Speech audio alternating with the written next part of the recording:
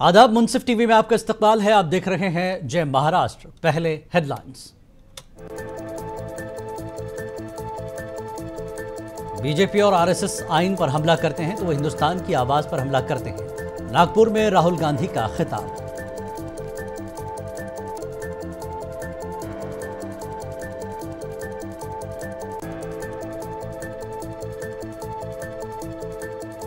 महाविकास अघाड़ी की आज मुंबई में होगी रैली। राहुल गांधी, शरद पवार, उद्धव ठाकरे करेंगे इत्तेहाद की गारंटियों का ऐलान।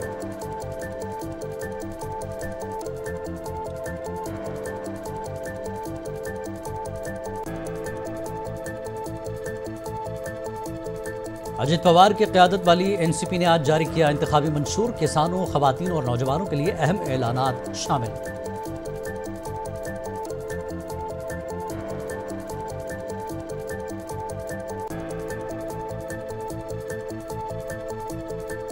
शिवसेना यूबीटी उम्मीदवार सुनील रावत को जानबूझकर फंसाया जा रहा है। पार्टी तर्जमान आनंद दुबे का बयान।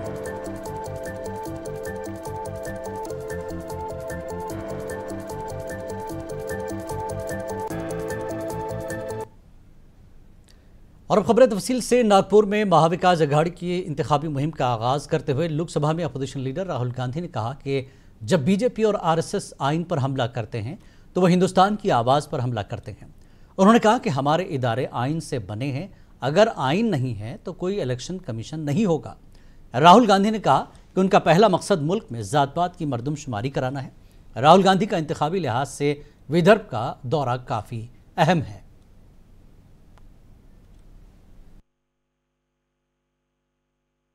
ये एक जीने का तरीका है, मरने का तरीका है कि अगर हम जिएंगे, देश में जिएंगे तो एक दूसरे का आदर करेंगे, रिस्पेक्ट करेंगे और जितनी जगह हम चाहते हैं उतनी ही जगह हम दूसरे को देने के लिए तैयार होंगे। इसमें कहीं नहीं लिखा कि एक व्यक्ति हिंदुस्तान की पूरा धन, हिंदुस्तान की पूरी शक्ति, हिंदुस्तान का भविष्य छीन सकता है।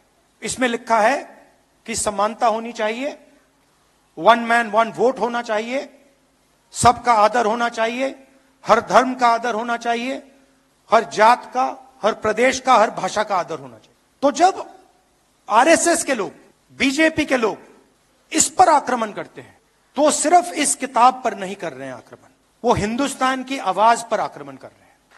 कॉन्स्टिट्यूशन से हमारे इंस्टीट्यूशंस बनते हैं, सरकार के अलग अलग संस्थाएं बनती हैं, इलेक्शन कमीशन बनता है। अगर कॉन्स्टिट्यूशन नहीं होता, ये नहीं होता तो इलेक्शन कमीशन नहीं होता। राजाओं महाराजाओं के पास इलेक्शन कमीशन नहीं होता था। तो इससे हिंदुस्तान का education system, IIT, IIM, primary education system, secondary education system, ये सब निकलता है। पब्लिक अस्पताल यहां से आते हैं। इसको आप मिटा दीजिए, आपको एक पब्लिक अस्पताल नहीं मिलेगा, एक पब्लिक स्कूल नहीं मिलेगा, एक पब्लिक कॉलेज नहीं मिलेगा, सब गायब हो जाएगा। और आरएसएस एक के बाद एक, आरएसएस इस पे सीधा आक्रमण नहीं कर सकती है, डरते हैं। अगर सामने से इसके साथ लड़ गए वो 5 मिनट में हार जाएंगे। सामने से नहीं आ सकते, वो जानते हैं कि जिस दिन वो सामने से आ गए उसी दिन कहानी खत्म हो जाएगी। महाविकास अघाड़ी की आज सुबह मुंबई में अजीम रैली होने वाली है और इस रैली में राहुल गांधी, शरद पवार, उद्धव ठाकरे शिरकत करेंगे और इंतखाबी मुहिम का बाज़ाब्ता आगाज करेंगे। इस दौरान एमवीए की गारंटियों का ऐलान किया जाएगा।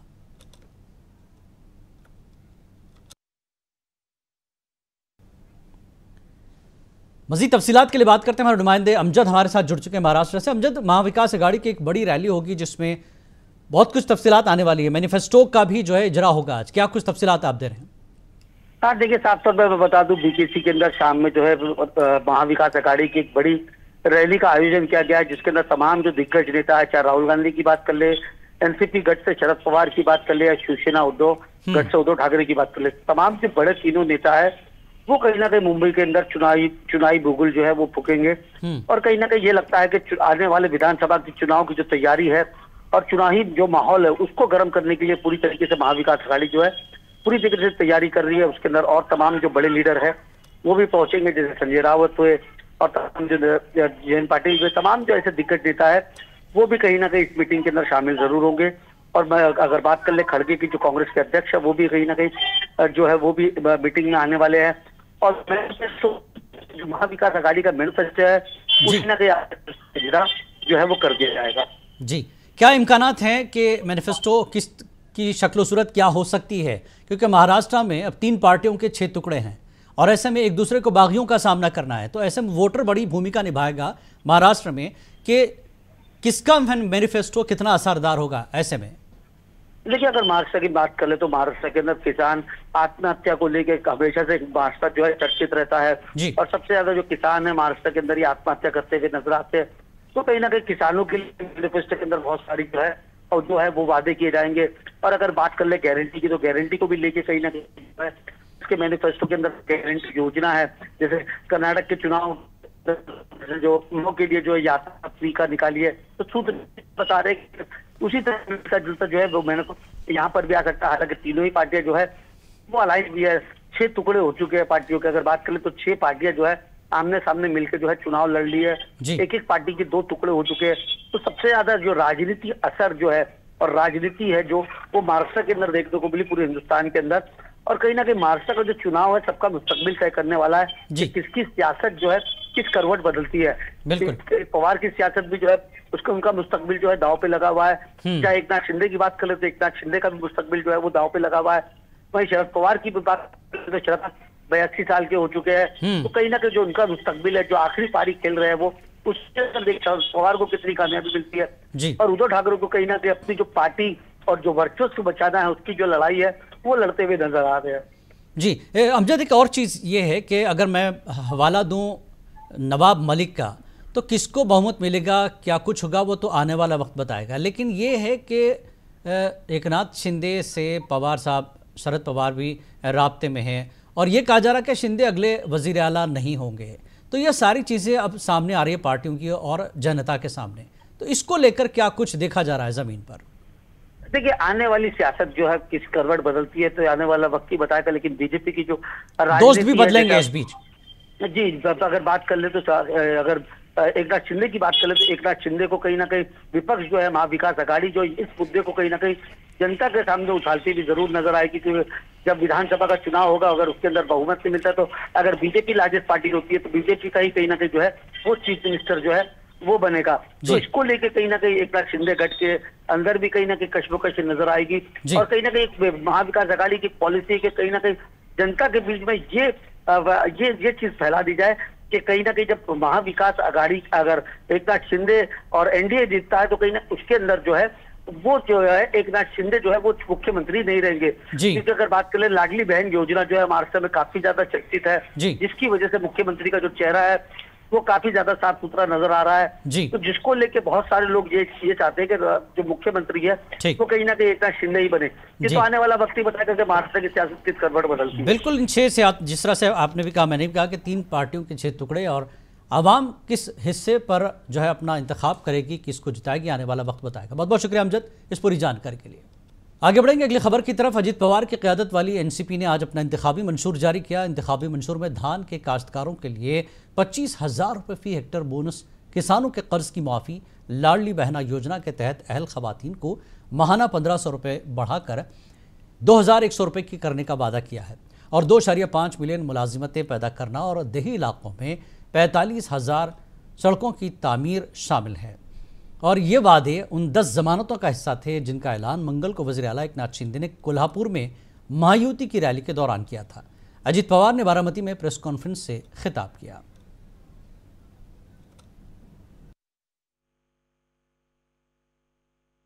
महाराष्ट्र का माहौल बदला है। इसका कारण ये है, एक तो तीसरी बार सेंट्रल में एनडीए सरकार आया है, गवर्नमेंट आया है। दूसरा, उन्होंने महाराष्ट्र के लिए जो बार बार हमारे अपोजिशन वाले बोलते कि यहाँ के प्रोजेक्ट, यहाँ के इंडस्ट्री बाहर जा रही है, गुजरात जा रही है, वो सब गलत है। उसमें कैबिनेट ने पहले ही कैबिनेट में सेंट्रल की मैं बोल रहा हूँ 75,000 करोड़ का वाडवन पोर्ट, जो पूरे वर्ल्ड में जितने भी पोर्ट है पहले 10 पोर्ट में उसका नंबर आ जाएगा। इतना बड़ा पोर्ट उन्होंने अपने को दिया है, उन्होंने सेंट्रल ने दिया है।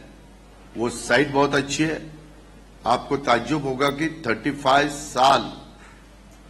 साल चालू है।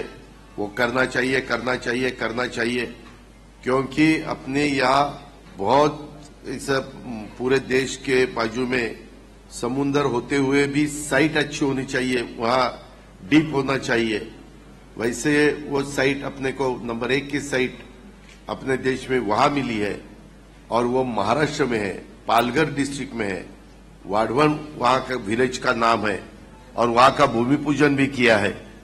बाकी के पोर्ट हो, एयरपोर्ट हो या रेलवे लाइन हो या वंदे भारत ट्रेन हो, बुलेट ट्रेन हो, ऐसे भी बहुत से काम अभी चालू है, गवर्नमेंट के हाथ में है। उसका भी फायदा महाराष्ट्र को मिलेगा। नंबर 1। सुनील रावत के बयान के खिलाफ कार्रवाई करने के लिए बीजेपी लीडर कृत सोमैया ने विक्रोली पुलिस स्टेशन और इलेक्शन कमीशन के दफ्तर का दौरा किया। इस दौरान उन्होंने सुनील रावत के खिलाफ कार्रवाई की मांग की। वाजिया के विक्रोली सीट से शिवसेना यूपीटी के उम्मीदवार सुनील रावत ने एक इंतखाबी रैली के दौरान अपनी हरीफ उम्मीदवार स्वर्णा क्रांजे के खिलाफ नाजिबा अल्फाज का इस्तेमाल किया था। सुनील रावत के खिलाफ मुकदमा भी दर्ज किया गया है।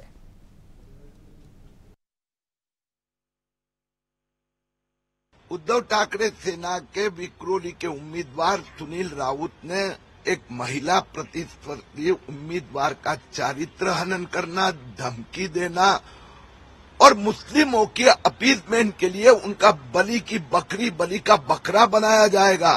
हमें विक्रोली पुलिस स्टेशन के अधिकारी ने कहा है कि एफआईआर तो हो गया है, सुनील राउत को नोटिस भी उनके नाम से निकाली गई है। मुझे विश्वास है आज सुनील राउत को गिरफ्तार किया जाएगा। चुनाव आयोग के जो विक्रोली के रिटर्निंग ऑफिसर से मैंने आग्रह किया, पुलिस अपनी कार्रवाई कर रही है, महिला आयोग अपना काम कर रहा है।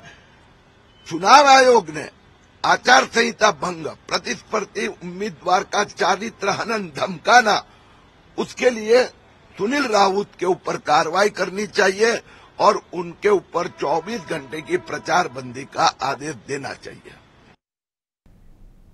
शिवसेना यूबीटी धड़े के लीडर आनंद दुबे विक्रोली हल्के से पार्लिमानी उम्मीदवार सुनील रावत के खिलाफ एफआईआर दर्ज होने पर अपना रद्दमल जाहिर किया। उन्होंने सुनील रावत को जानबूझकर फंसाया जा रहा है।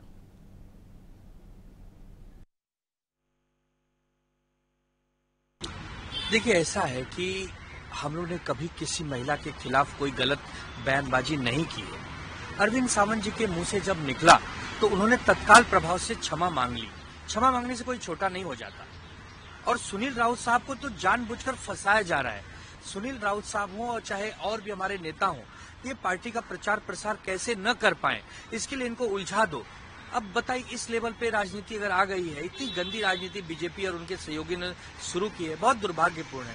अरे शिवसेना तो मां जगदम्बा को मानने वाली पार्टी है, आई तुलजा भवानी की चरणों में नतमस्तक होने वाली पार्टी है। या देवी सर्वभूतेषु शक्ति रूपेण संस्थिता, नमस्तस्यै नमस्तस्यै नमस्तस्यै नमो नमः। हम लोग शक्ति की आराधना करने वाले लोग हैं। हम नारी शक्ति का बहुत सम्मान करते हैं, लेकिन जानबूझकर किसी बात का बतंगड़ कैसे बनाया जाता है, ये भारतीय जनता पार्टी और शिंदे सेना और अजीत दादा पवार की पार्टी से कोई सीखे। कैसे महाविकास आघाड़ी को कमजोर किया जाए, कैसे हमारे नेताओं को बदनाम किया जाए, चाहे अरविंद सावंत हो, चाहे सुनील राउत हो, चाहे और भी कोई हो, उनको कैसे उलझाया जाए। ये जो गंदी राजनीति बीजेपी ने शुरू की है, लोग इससे बाज आना चाहते हैं। लोग एक प्रकार से इससे त्रस्त हो गए हैं। आने वाले 20 नवंबर को जनता आक्रोशित होकर ये महायुति वालों। बीजेपी लीडर अशोक चव्हाण का कहना है कि महाराष्ट्र में इलेक्शन की तैयारियां पूरी हो चुकी हैं और महाराष्ट्र सरकार ने जितनी भी स्कीम्स बनाई गई थी वो कामयाब है। उनका फायदा आम लोगों को मिल रहा है। उन्होंने कहा कि कांग्रेस के पास कोई मुद्दा नहीं रहा।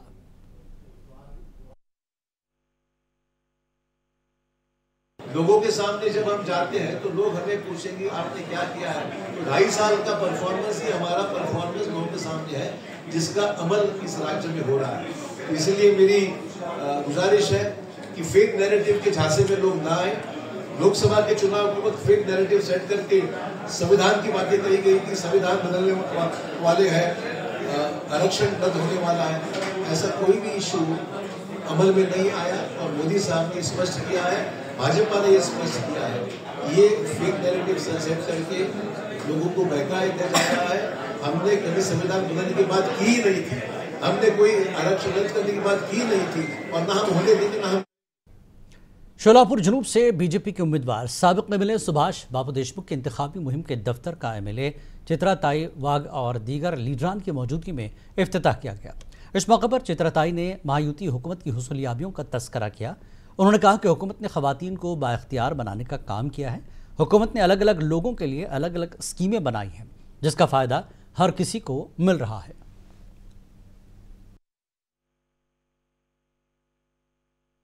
और आने वाले दिनों में महायुति की सरकार को सबसे ज्यादा पसंदी महाराष्ट्र की जनता देगी, इसका मुझे विश्वास है। इसके कारण भी वैसे है, 2.5 साल में महायुति सरकार के माध्यम से समाज के हर तबके के लिए काम किया गया है। महिलाओं के उन्नति के लिए काम किया गया है। महिलाओं का सक्षमीकरण और सशक्तिकरण सिर्फ भाषणों में नहीं, उनके जीवन में बदलाव लाने का काम महायुति के सरकार के द्वारा किया गया है। हम देख रहे हैं कि जिस प्रकार से महिलाओं के लिए विविध ऐसी योजनाएं महायुति की सरकार लेके आई है।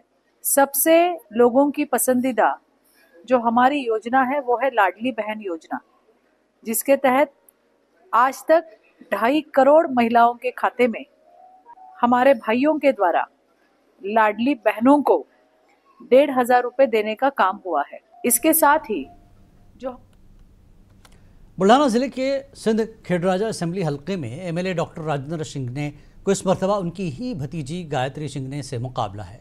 गायत्री शिंगने आज़ाद उम्मीदवार के तौर पर चुनाव लड़ रही हैं। दरअसल राजेंद्र शिंगने ने अजित पवार ग्रुप को छोड़कर शरद पवार की पार्टी में वापसी की है, जिसके बाद शरद पवार ने उन्हें इस हलके से टिकट दे दिया, जिसकी वजह से गायत्री शिंगने नाराज हो गई और अपने ही चचा के खिलाफ आज़ाद उम्मीदवार के तौर पर इंतखाब लड़ रही हैं। अभी देखने को तो मिल रहा है, अभी बहुत लोगों ने कोशिश की कि पीछे हट जाओ, ये करो वो करो, बहुत धमकियां आई, बट मैंने पहले ही बोला था कि मैं मेरे निर्णय पे ठाम हूँ। अभी भी मैं कल भी बहुत लोगों ने ट्राई किया कि आप पीछे हट जाओ, ये करो वो करो, बट मैंने इतनी कोशिश की, इतना स्ट्रगल किया है और आज यहाँ पे पहुंची हूँ और जनता मेरे साथ है, तो और मुझे क्या चाहिए। महाराष्ट्र में असेंबली इंतखाबात की गहमा गहमी तेज हो गई है। मजलिस इत्तेहादुल मुस्लिमीन ने अपने कई उम्मीदवारों को मैदान में उतारा है। पार्टी सरबराह असदुद्दीन अवैसी ने महाराष्ट्र के धुलिया में रैलियों में हिस्सा लिया और एमआईएम उम्मीदवार डॉक्टर फारूक शाह के लिए इंतखाबी मुहिम चलाई। इस मौके पर असद अवैसी ने मजलिस के उम्मीदवारों को कामयाब बनाने की अपील की।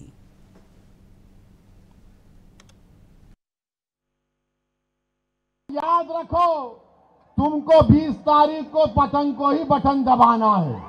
तुमको जिस तरह इम्तियाज जलील को धोखा देकर शिकस्त दी गई, उसका जमहूरी तरीके से आपको यहां पर संविधान के दायरे में रहकर बदला लेना है। और फारूक शाह माशाअल्लाह बड़े काबिल हैं। मैं आज तक नहीं समझ पाया कि 5 साल में 1300 करोड़ ये कौन सा वजीफा फारूक शाह पढ़ के आते नहीं मालूम।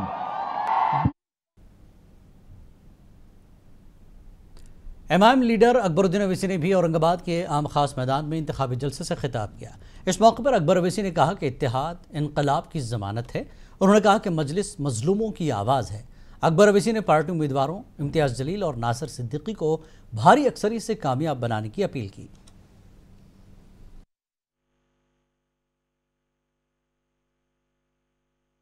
मेरा पैगाम है तुमसे कि हिंदुस्तान के तुम किराएदार नहीं, तुम हिंदुस्तान के बराबर के शहरी हो और तुम्हारे हक की लड़ाई लड़ने के लिए आया हो। तुम्हारा ताउन चाहिए, तुम्हारी दुआएं चाहिए, तुम्हारा साथ चाहिए, तुम्हारा जोश साथ चाहिए, तुम्हारा होश चाहिए। अगर मैं आज इस आवाम से इत्तेहाद की अपील कर रहा हूं तो मजलिस इत्तेहादुल मुस्लिमीन से किसी भी वजह से दूर होने वाले हर फर्द, हर मर्द, हर खवातीन, हर कायद से अपील करता हूं कि आओ इस जमात में आ जाओ, वापिस आ जाओ। ये जमात तुम्हारी भी है, ये तुम्हारी थी। देगलूर बलौली असेंबली हल्के में कई अफराद महाराष्ट्र विकास अघाड़ी के उम्मीदवार प्रोफेसर अनुराधा गंधारे की पार्टी में शामिल हो गए। इस मौके पर अनुराधा ने सबका पार्टी में खैर मकदम किया। अनुराधा को लोगों की भरपूर हिमायत मिल रही है।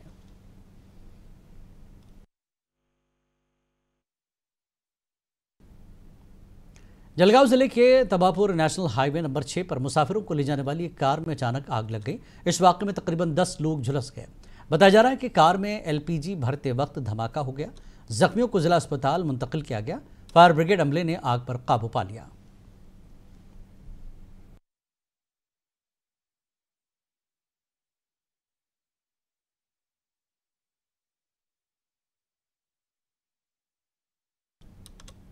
और अब आखिर में हेडलाइंस।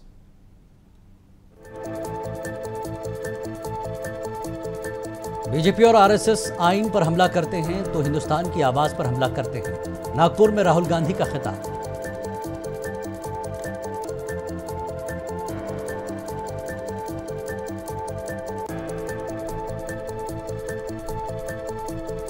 महाविकास अघाड़ी की आज मुंबई में होगी रैली। राहुल गांधी, शरद पवार, उद्धव ठाकरे करेंगे इत्तेहाद। गारंटियों का ऐलान।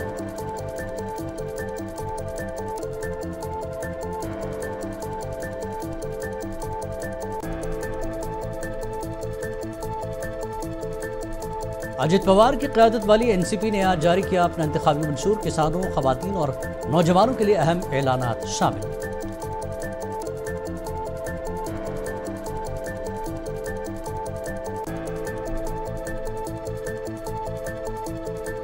शिवसेना यूबीटी उम्मीदवार सुनील रावत को जानबूझकर फंसाया जा रहा है। पार्टी तर्जुमान आनंद दुबे का बयान।